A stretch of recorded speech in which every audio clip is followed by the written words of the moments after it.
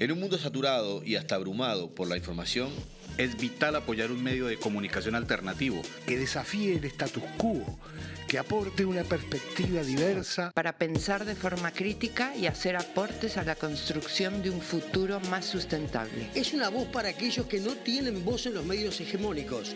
Es una plataforma para las ideas innovadoras y las voces disidentes. Apoyar a Caras y Caretas es fomentar la libertad de expresión y la diversidad informativa.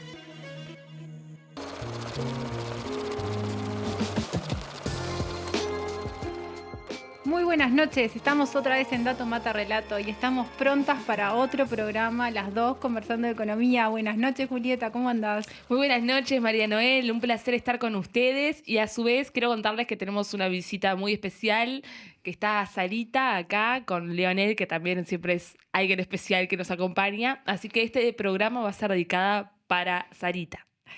Y bueno, la semana pasada, además, tuvimos una situación bien especial, que Leonel empezó a participar del programa. ¿Te das cuenta? Nos motivó el tema. Sí, hay que militar el micrófono para Leonel. Estamos esperando que Leonel habilite su micrófono para poder participar.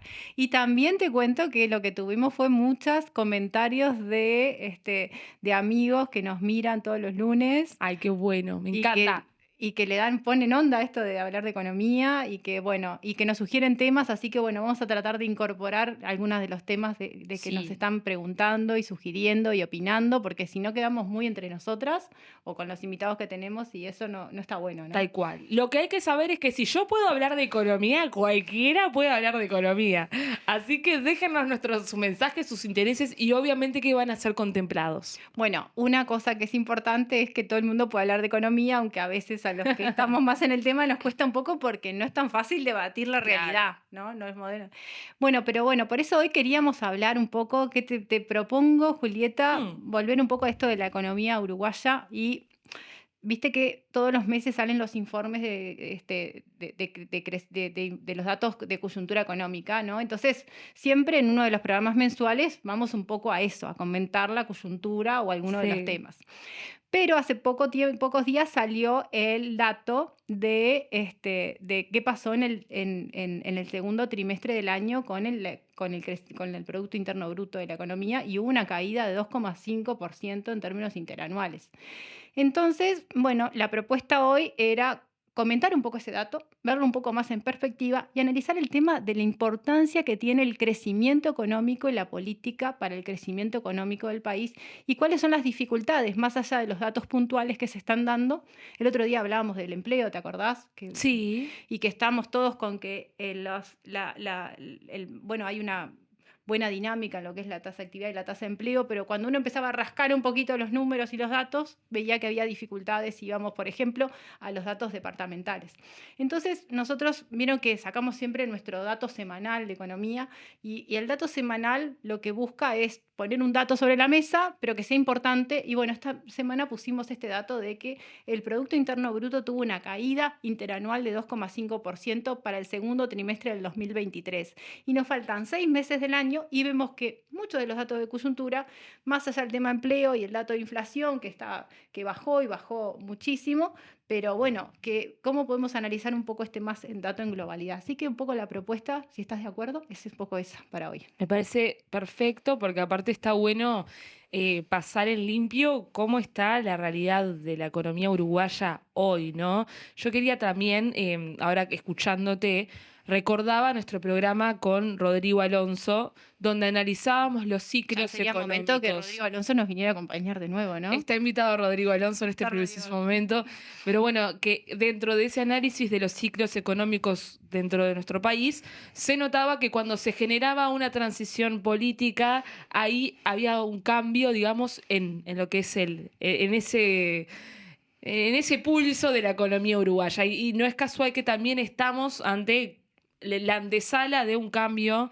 de gestión del Estado uruguayo. Entonces, eso también capaz que puede estar bueno ver cómo estamos en este momento. Mira, el otro día justo, no me acuerdo con quién conversaba eso, pero falta 1 año y medio. Claro. Falta mucho tiempo todavía y tenemos toda una campaña electoral en el medio y todavía tenemos una ley un proyecto de rendición de cuentas en curso, o sea, tenemos mesas de negociación salarial que todavía no han terminado, tenemos un deterioro de los datos fiscales, tenemos un atraso cambiario que que se sigue acentuando y tenemos temas de pobreza que son temas estructurales y que son de las trabas más grandes para el desarrollo. Y después tenemos que pensar también todas las realidades territoriales. Yo esta semana estuve en Tacuarembó, te Sí. cuento.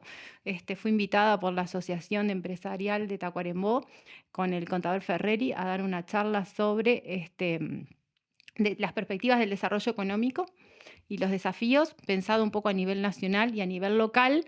Y bueno, tratando de un esfuerzo de aterrizar un poco qué es lo que pasa en la economía, qué es lo que pasa en el mundo, pero después llevarlo a la realidad de la zona norte del país, temas que hemos conversado, el tema de la realidad con la frontera, del tema del litoral, de la problemática social, y estuvo súper interesante, así que voy a aprovechar para mandarles un saludo a los organizadores, a la Asociación de Empresarios de Tacuarembó, una jornada lindísima, casi 70 personas hubo, en una noche Un del montón. martes, lloviendo. Wow. Así que bueno, y la gente muy interesada, con mucho acumulado local en el pienso y en el buscar alternativas y el intercambiar sobre economía. Así que bueno, muchas gracias por la invitación. Y bueno, capaz que en algún momento los invitamos a traer alguno de estos temas Un más a nuestro lujo. programa. Un lujo. Pero bueno, así que estamos un poco con eso. Ya quedó invitado Rodrigo Alonso, ¿no? Quedó invitado Rodrigo Alonso.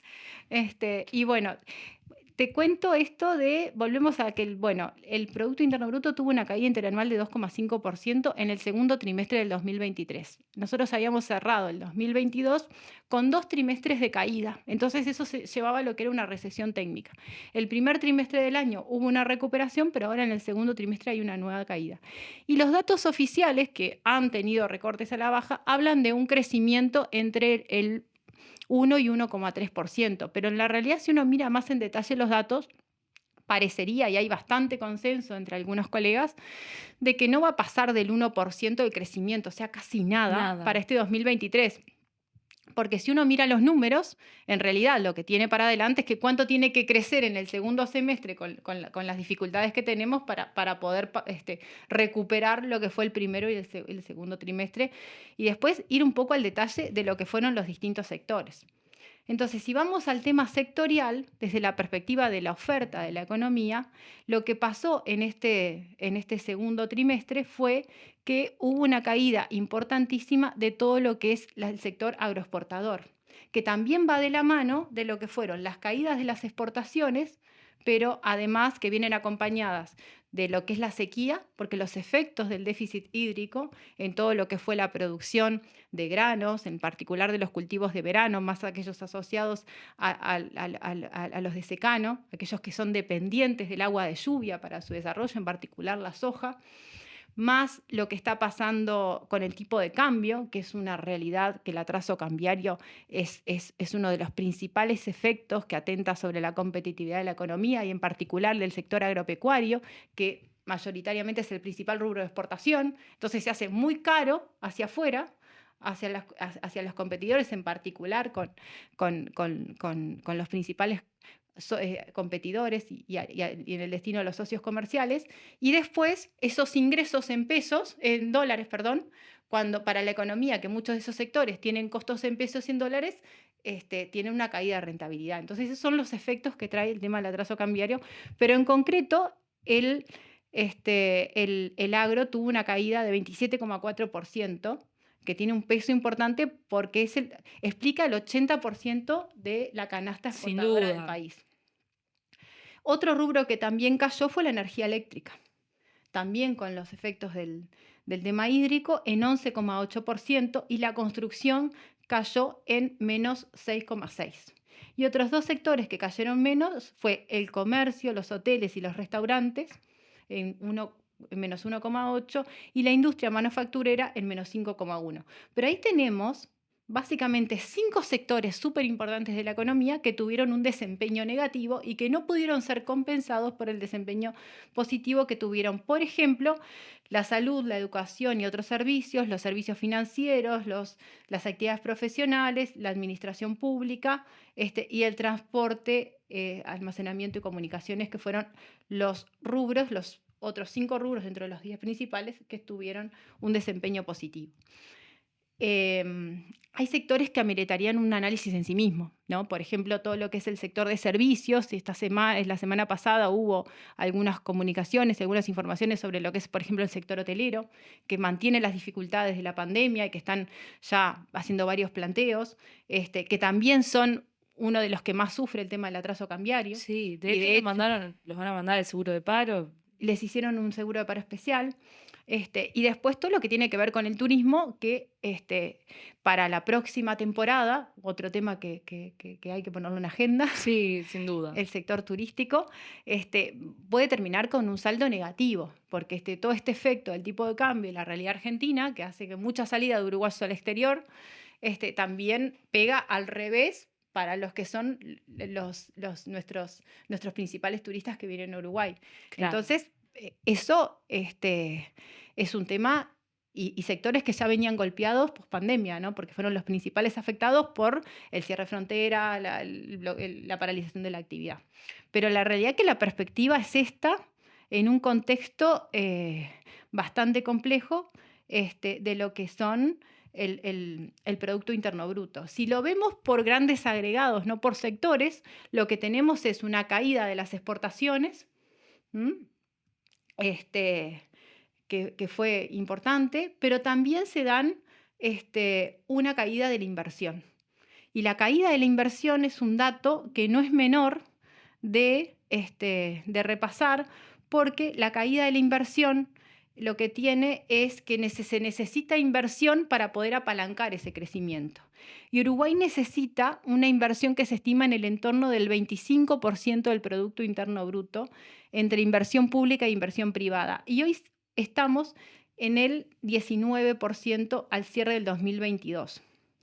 Uruguay en el año 2012 llegó al máximo de inversión de lo que llamamos la formación bruta de capital fijo en economía, que es la inversión en relación al Producto Interno Bruto, que llegó al 22%. En el 2012, en el 2013, en el 2014 fue de 21%, y después, con el efecto ese post-pandemia de reapertura de la economía, el 2021 fue del 19%, y el 2022 también un poquito por 18,69 más o menos.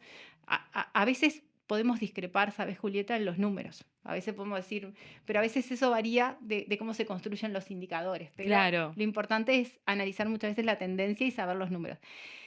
Y con los datos de este 2023, de los primeros 2 trimestres, podríamos estimar que la formación bruta de capital está por debajo, como porcentaje del Producto Interno Bruto, del 17%. Estamos en 16,8 más o menos. Entonces, está complicada la situación, porque estamos, si el ideal es llegar a 25, y bueno, estamos de los niveles más bajos de los últimos tiempos. En el 2018-2019, la inversión fue como un 15% del Producto Interno Bruto, que tuvo que ver con un periodo de la economía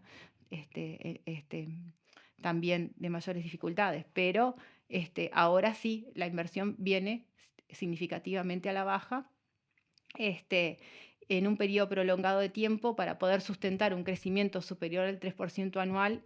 Estamos con una restricción histórica, ¿no? Se superó entre el 2008 y el 2014 el entorno del 16 o 17% de la inversión en el PBI que tiene la economía, pero ahora, con UPM incluida, estamos en el entorno de 19, con una inversión enorme que marca una diferencia. Ahora cuando vemos los datos de coyuntura económica siempre se dice con UPM o sin UPM. Estamos con una restricción importante, y cuando el número de la inversión de UPM baje, los datos van a ser mucho peores. Entonces, eso es uno de los indicadores o de las dimensiones más importantes de analizar, que es el tema de cómo viene la inversión. Porque la inversión es atracción de capitales, es creación de empleo, es creación de la actividad para adelante. América Latina en general, la inversión es un gran problema, pero también es un continente que en los últimos tiempos está teniendo oportunidades únicas de inversión. En las energías renovables, en los recursos naturales, en su inserción en el mundo internacional, y hoy está siendo visto como atractivo. El desafío desde el punto de vista de la política económica, y me voy un poquito más allá de estos datos de coyuntura, es también ver cómo se crean las condiciones para atraer inversiones y se mantenga un marco jurídico que Uruguay siempre tuvo como deseable para hacer que esas inversiones realmente tengan un verdadero, no es derrame la palabra, porque la teoría del derrame es algo que no hay nada que diga que se cumpla, Tal cual.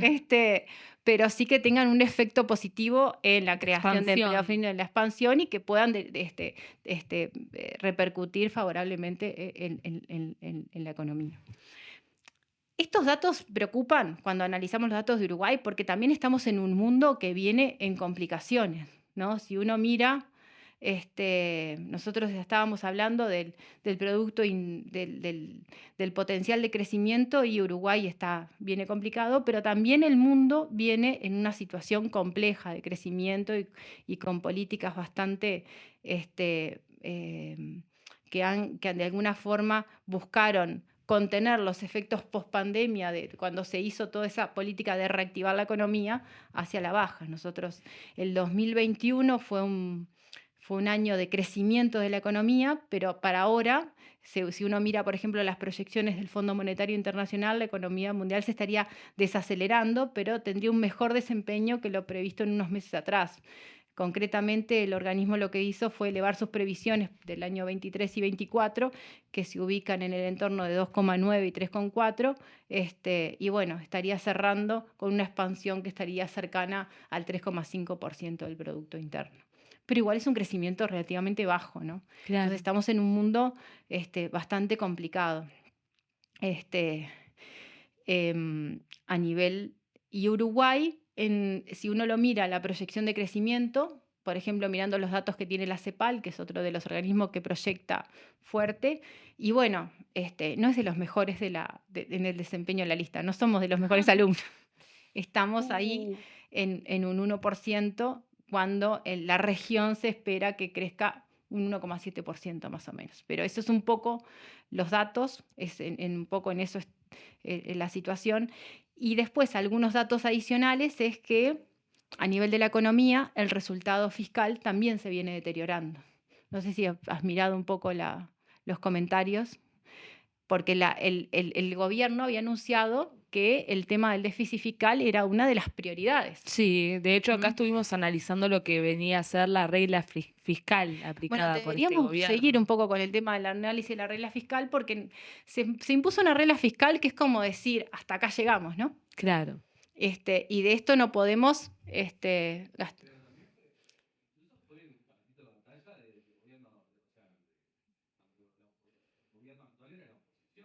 Exacto.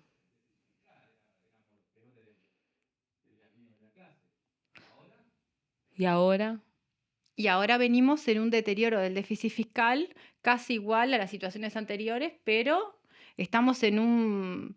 Es cierto que el déficit fiscal se había bajado y había llegado a un menos 2,5 del PIB, menos 2,4 llegó en septiembre del 2022, por ejemplo, pero ahora ya estaríamos proyectando... En junio llegó a un 4% del Producto Interno Bruto.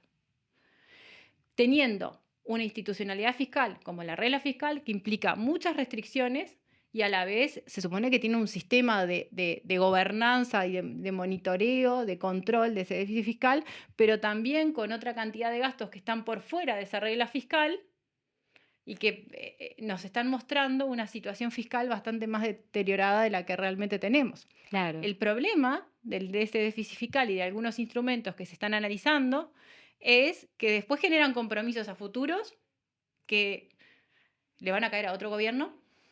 Dije a otro porque no sabemos cuál. Y que además en algún momento se tienen que pagar.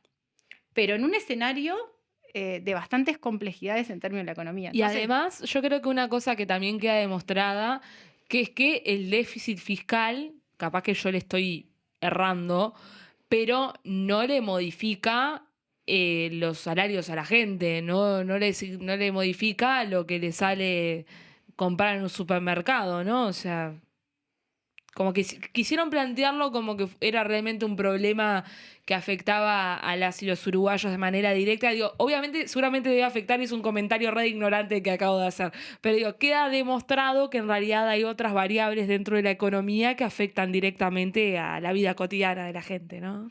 Bueno, a ver, Para definir un país si está en una crisis o no, por así decirlo. Perdón. A ver, tenemos el tema de la inflación, ¿no? La inflación salió en los últimos datos como el mínimo, pero la gente no lo está viendo en la cotidiana, es una realidad. También tenemos una inflación muy baja, pero también tuvimos una falta de recuperación salarial. Los salarios recién ahora, los salarios reales están llegando a los niveles prepandemia, quiere decir que tuvimos 3 años de sacrificio de los salarios, y donde tenemos una altísima cantidad de salarios que están en los 25.000 pesos. Claro. Entonces, es una cuenta por mes. Pero ese contexto de la baja de la inflación se da en un contexto general de baja de la inflación. América Latina viene con una baja de la inflación y a nivel mundial también, porque se instaló post pandemia en una realidad nueva. O sea, se habla de hasta que tenemos una nueva inflación en el mundo, porque tenemos una inflación que nunca se vio, nunca antes hubo una situación como la que tuvimos, que hubo una pandemia que paró totalmente toda la economía, y que lo que tuvieron que hacer los gobiernos fue incentivar esa demanda para movilizar la economía, y eso llevó en un escenario de tasas muy bajas de interés a una reactivación tal de que la inflación subió enormemente, pero también se explica por razones distintas a las que tradicionalmente explican la inflación. Hemos sacado algunos artículos y hemos comentado que hasta el Banco Central Europeo publica análisis en el cual por primera vez no se está dando la inflación vía espiral precios y salarios en Europa, sino que tiene que ver con una espiral márgenes inflación, Claro. que están más explicadas por los márgenes empresariales. En Uruguay la inflación bajó, pero bajó con un costo muy alto, que fue una política monetaria muy estricta, que costó mucho llegar, que fue la de la suba de las tasas de interés, que es lo que es parte de las explicaciones del atraso cambiario y de esta baja tan grande en el dólar, que termina socavando la competitividad de la economía. Entonces, una pregunta que habitualmente nos hacen acá y nos dicen, pará, estás diciendo que tiene que subir el dólar y nos complica la inflación y nos suben los precios y va a ser peor. A ver, la inflación baja es deseable, pero también en un contexto, o sea, tienen que darse un conjunto de variables a la vez y decir, bueno, la inflación baja es deseable, pero capaz que no con estas tasas de interés, Claro. y no con este dólar, sino que se tiene que ver cuál es el mejor equilibrio entre las distintas variables para atender los distintos temas que hacen a la economía y que hacen a una realidad macroeconómica, fiscal, de bienestar, mucho más equilibrada. Entonces, por ahí viene el tema de por qué cuando salimos con un tema tenemos que terminar analizando otros. ¿Es deseable el interés bajo? La inflación baja, sí, pero tiene que ver cómo interactúa con otras variables claves de la economía y cómo se puede ver hacia adelante. En particular, el tema del atraso cambiario, que tiene un efecto muy importante sobre sectores claves de la economía, como lo es el agro, como es el turismo, como son los servicios, porque Uruguay es un país chico que depende mucho de lo que pasa, pero todavía le falta mucho de la exposición de esa apertura económica. Claro. Entonces ahí hay como muchos desafíos en materia económica. Entonces la alerta tenemos que estar mirando la coyuntura económica, pero en un contexto más de largo plazo, porque Uruguay es un país pequeño que ha tenido un potencial enorme de posicionarse, pero hoy en día vemos como muchos elementos que pueden estar condicionando las claves de lo que es el crecimiento y el desarrollo futuro. Entonces, hay factores de riesgo. Está muy bueno esta de la baja de la inflación, pero ¿cuál es el costo de esta inflación y en qué momento llega, ¿no? Entonces, Exacto. estas serían como las dos preguntas. Y bueno, y cómo se da entre los distintos rubros o entre los distintos tipos de bienes también, ¿no? Pero bueno, el tema del atraso cambiario está presente, se sigue agravando. ¿Te acordás, Julieta, que nosotros hicimos un programa, Leonel, no sé si me hace acordar la fecha, pero debe ser por mayo más o menos, que lo llamamos La Frontera en Crisis? Ay, fue uno, sí, sí. Había calor en aquel entonces. ¿Mm? Corría el año. Bueno, ya estamos en plena primavera y hoy está sin frío. Tremendo. ¿Mm? Bueno, Bueno, volvamos, concentrémonos.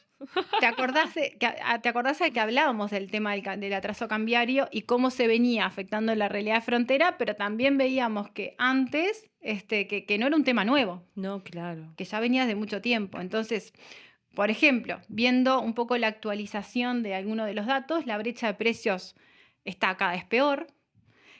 Por ejemplo, tomando algunos datos, la Universidad Católica saca un monitoreo de precios de un lado y otro de la frontera, entre las ciudades de Salto y Concordia, y dice que la diferencia llega hasta el 200%. Entonces, tenemos una cantidad enorme del consumo del gasto de los uruguayos que está comprometido en el exterior. Claro. Y no termina repercutiendo en la economía. Entonces, eso es uno de los efectos que cuando decimos, bueno, y ahí hay como una especie de racionalidad económica, ¿no?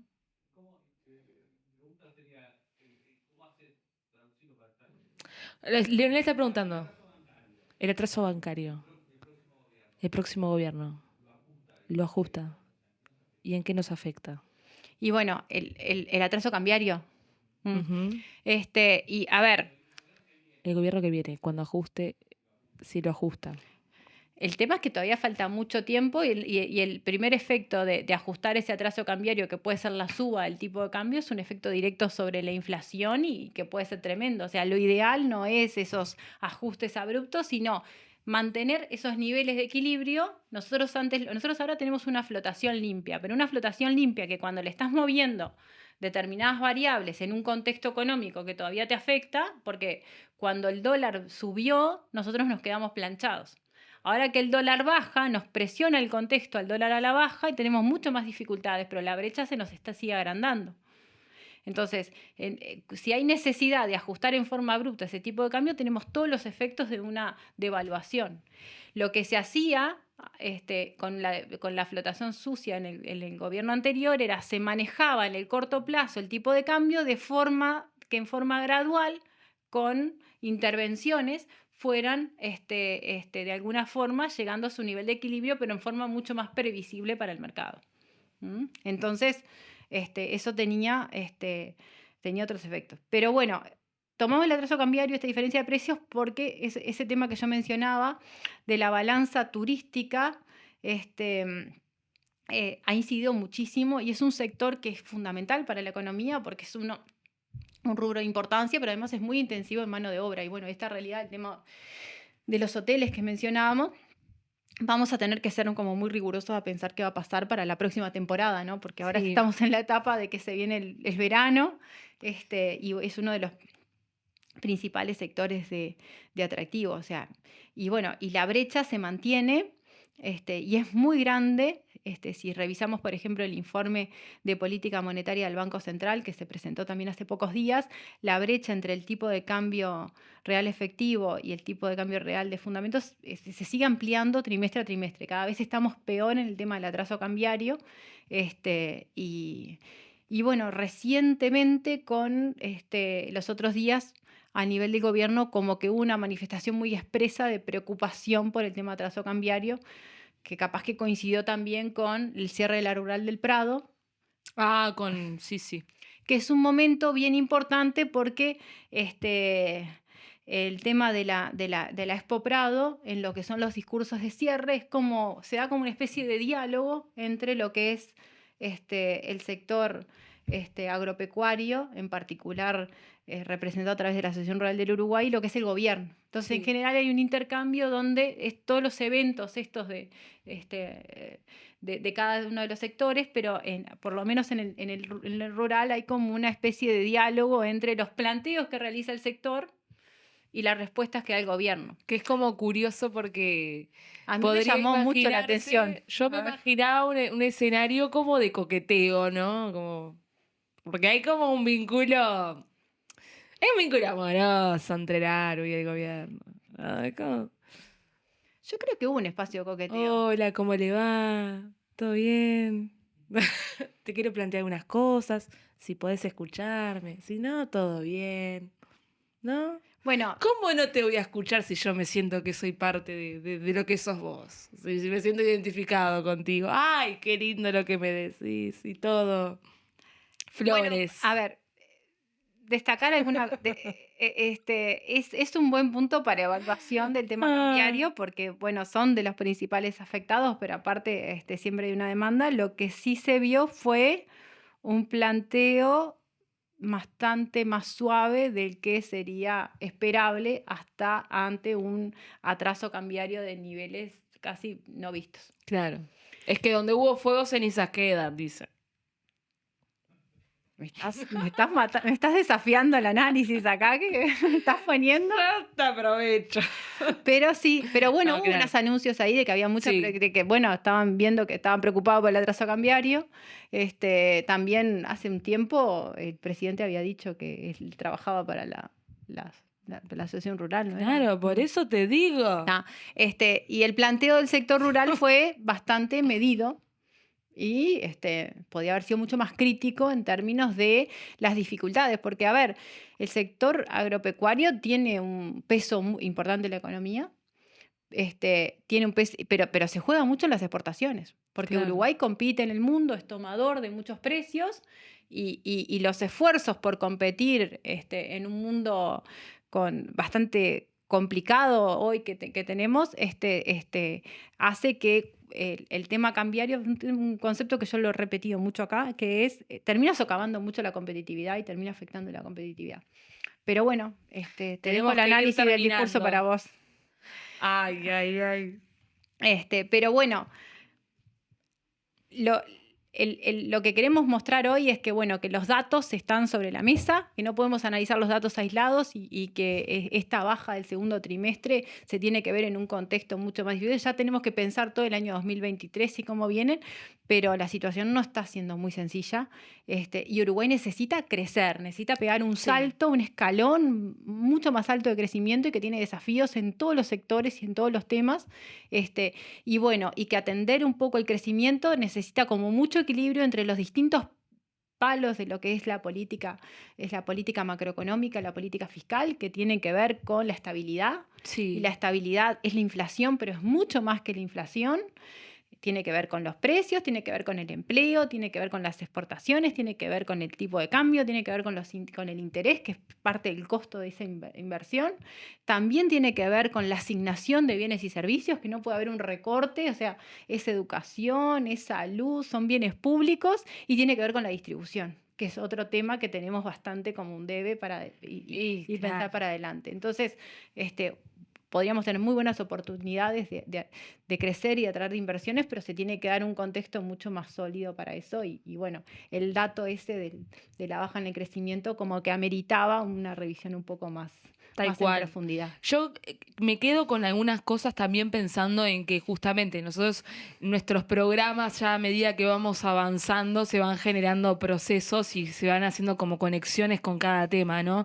Entonces yo pensaba, justamente tiene coherencia que se esté poniendo sobre la mesa en varios espacios, y nosotros también lo hemos tratado, pero poner en juego un modelo de desarrollo de nuestro país que justamente permita al Uruguay crecer. Entonces me parece interesante que se está dando un proceso, al menos se ve de ese modo, porque tanto, yo qué sé, te invitaron el otro día a Tacuarembó, pero también he sabido que el Congreso del Pueblo, uno de sus ejes es el desarrollo productivo y la matriz productiva. El Congreso del PIT-CNT también lo va a tratar. El mundo empresarial lo está pensando, es decir, y el sistema político, cada cual con su eje y con sus énfasis, también lo está poniendo sobre la mesa. Entonces me parece que estamos ante un momento donde es muy necesario pensar cómo vamos a crecer, por qué es necesario crecer y cómo crecemos, para quiénes crecemos y cómo lo distribuimos, ¿no? Y bueno, y ahí hacen falta como mucho más una visión de políticas de Estado y ahora hemos visto como dificultades en todo ese plano, ¿no?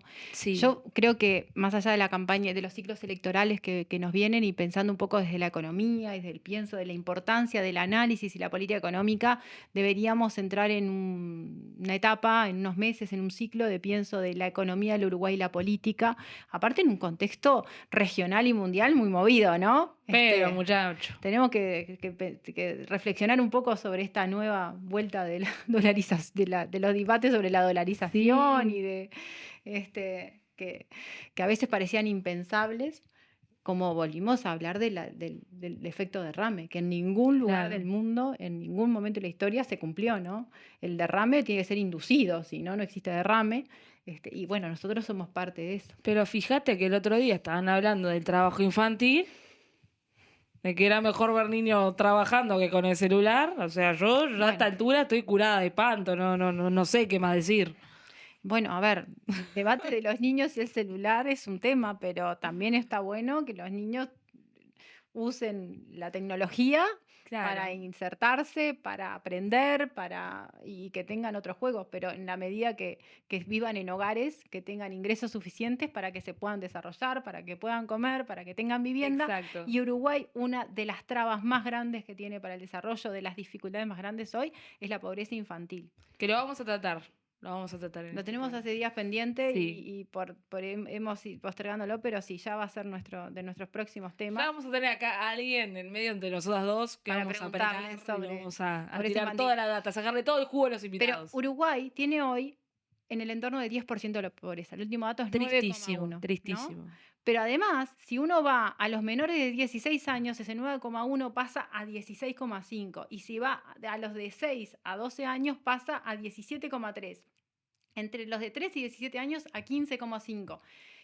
Y recién en las edades adultas, entre 18 y 64 años, es 7,9. Y entre los mayores de 65 es 2%. Significa que tenemos una cantidad enorme de hogares con niños que viven en situación de pobreza, que no llegan a un ingreso para cubrir sus gastos necesarios en alimentos. Entonces, en alimentos y consumo básico, ¿no? Que sea Sí. movilidad, recreación. Entonces, hoy imaginemos que tenemos todo ese porcentaje de niños o de personas jóvenes que hoy están bajo la línea de pobreza y que son los actores para adelante y que cuando hablamos de la infantilización de la pobreza significan que son hogares mayoritariamente integrados por niños. Entonces, eso es tremendo, que está asociado a la falta de vivienda, que está asociado al trabajo en esos grupos y que está asociado. Entonces, imaginemos todo lo que tenemos que invertir en poder combatir ese tema. Con esto nos vamos a despedir. Yo creo que estos datos no tengo otro comentario más que decir que reflexionemos y tomemos acciones, nada más. Pero bueno, esto fue Dato Mata Relato y seguimos el lunes que viene. Nos vemos el lunes que viene a las Y 20 no recuerden horas. que esta semana hay peña. Hay peña de legítima defensa, nos vemos en el Mercado Agrícola de Montevideo. Vamos a contar con la presencia de la intendenta Carolina Cose, el politólogo Oscar Botinelli y artistas de lujos como son Numa Moraes y Carmen Pi. Nos vemos ahí. Muchas gracias. Chau, chau. En un mundo saturado y hasta abrumado por la información, Es vital apoyar un medio de comunicación alternativo. Que desafíe el status quo, que aporte una perspectiva diversa. Para pensar de forma crítica y hacer aportes a la construcción de un futuro más sustentable. Es una voz para aquellos que no tienen voz en los medios hegemónicos. Es una plataforma para las ideas innovadoras y las voces disidentes. Apoyar a Caras y Caretas es fomentar la libertad de expresión y la diversidad informativa.